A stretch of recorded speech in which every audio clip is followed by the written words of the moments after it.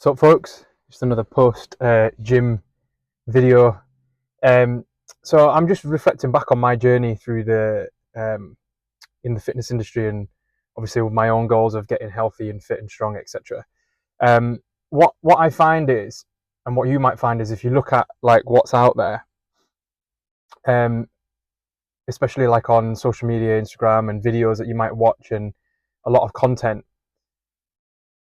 there's information and advice, good advice and information on like what exercises to do based on your goals, what to eat, when to eat, um, the number of reps, the weight that you're using, the amount of calories you need, the protein, all that kind of stuff. So you've got all that detail.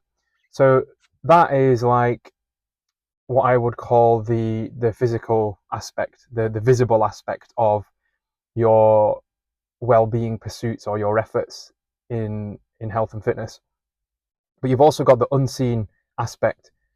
Things like, what should it feel like? What thoughts should you be thinking? How do you think? How do you change how you feel? How do you know if it's right or wrong? Because as soon as you start to communicate with words, the word isn't what you're actually feeling. What you're actually feeling is what you're actually feeling, and only you will know that.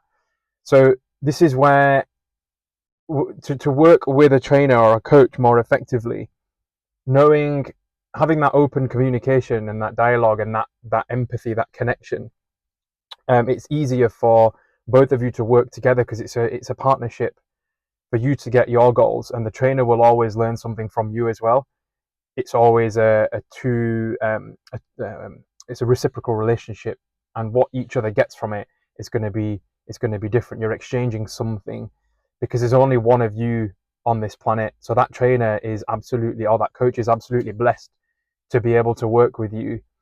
And if they're just fitting you into a box and only looking at the physical aspect, they're missing out on the beauty of who you truly are. So to connect with your essence, with your soul, with your mind and your heart is what will allow you to reach your goals in a more enjoyable way, but also more effectively and with more information going forward into your pursuits. Because if you look around, most videos, yeah, they're all great stuff, right? But try it. Does it work? And then if you look around, have a look at around the majority of people, are they able to do all these? Do they look good? Are they in great shape? There's some really fantastic people out there. But when you look about, when you walk around the street, how many people are actually in great shape? So if these methods were that good, why isn't it?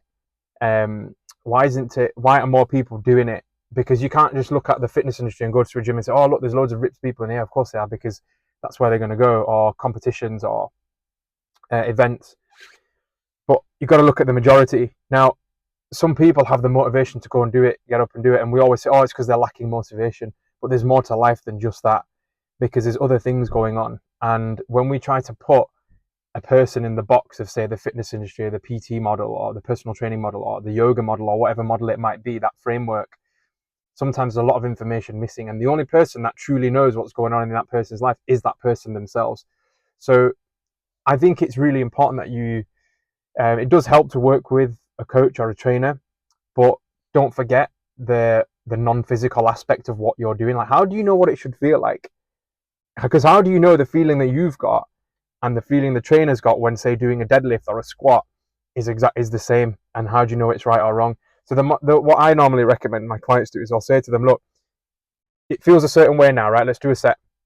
How does it feel? Okay, it feels away. Right, it could be better.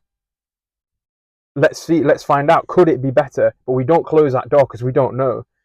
So what we do is we investigate. So we might change something. We might change how they think. We might change their foot position. We might change their weight. We might change how much muscle tension they put in. We change something, and then we say, is it better or worse? So from here, has it got better or has it got worse? And from here, if it's got better, great, that change has taken effect. So now we go from this position. Next session, or within the same session, we might look at, okay, what's better from here? So we change something else and keep going. If it gets worse and there's more pain and there's more suffering, or there's more hard work, or it's having a knock-on effect on the other parts of our life, then we change it again. But this is the clues that nature gives us. So we can't just look at the physical aspects like, okay, here's your training plan, here's your diet plan, just go do it. How are you getting on? Yeah, I'm getting on all right. You're doing it? Oh yeah, I'm struggling to get this in. Oh, let's change this then. But you're only changing the physical a lot of the time, And that takes motivation, hard work. So asking someone to give up smoking, for example, and just going like, right, just stop doing it. All right, fine, you could do, but what if you could use it as a learning opportunity? What about looking at that person's mental patterns and emotional patterns, which create that feeling, which makes them want to reach for cigarettes? And once you understand it, what you can do is you can then let that go, because you've eliminated the root cause, which is not at the physical level. It's usually at the mental level. You have a set of thoughts, and the thoughts then lead to certain feelings and emotions, chemical reactions in the body, which create a sensation, and then you go and act based on that sensation. But if you can interrupt that process at the mental level, which is why meditation is important, even during your workout, you can change that process so that your physical effect that you get is different, because the thoughts are different, the emotional effect is different, or the feeling is different, and then the effect, how your body shows up and executes, is going to be different as well. So I found that when I started listening to my own intuition more, tied in with what I've heard from other coaches and trainers, like the physical aspect, it worked really well. So I've got the vision of the non-physical aspect and the physical aspect. The trainer's only got access to the physical aspect of me, unless they're a psychic or a clairvoyant, which there are people out there that can do that, and they've got their own ways of giving you exactly what you need. But that's rare to come by. If we keep the kind of the esoteric stuff out of there, and keep it really simple, it's as simple as that. Does it feel better? Does it feel worse? Does it feel better? Does it feel worse? And then the other thing to look at is what you believe will get you the results. So people think that by going through lots of pain and suffering, you will get the results. I disagree with that. I believe it's down to, do you love what you're doing? If you love what you're doing, then it's going to be beneficial in some sort of way. But if it's an action based on fear alone, then you can still learn from it. So it's still beneficial in some regard. But if you're always living in fear, then it can have a long-term negative effect. So I'm not saying fear is wrong or using fear, but to live through love. Does it feel loving to go in and do a circuit today? Does it feel loving to go and do a yoga session instead of a circuit today? Because when you start moving with nature, the unseen aspects of your being, you're not living like a robot anymore.